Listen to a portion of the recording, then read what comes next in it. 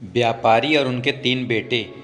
ज़्यादा बोलने से कुछ नहीं होता है, शांत रहकर भी बहुत कुछ किया जा सकता है।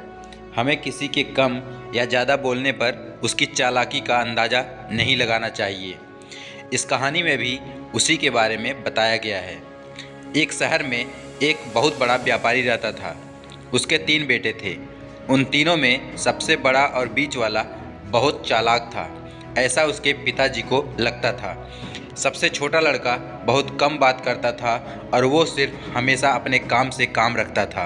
इसलिए ही उसके पिताजी को लगता था कि मेरा तीसरा बेटा बाकी 2 बेटों की तुलना में चालाक नहीं है।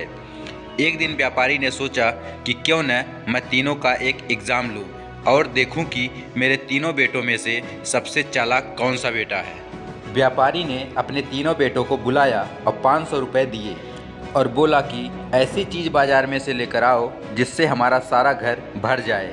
पिता की ये बात सुनकर तीनों बेटे हैरान हो गए और बोलने लगे कि ये कैसे होगा।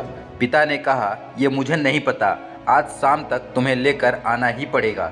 सबसे बड़ा और बीच वाला लड़का एक साथ घर से बाहर निकले और दोनों पूरे बाज़ार में यही खोजते रहे कि कौन सी ऐसी चीज़ मिले जिससे सारा घर भर जाए। बहुत ढूंढने के बावजूद भी उन दोनों को ऐसा कुछ भी नहीं मिला जिससे पूरा घर भर जाए। वो दोनों अंत में थक कर 2 बोरी भूसा खरीद कर घर वापस आ गए।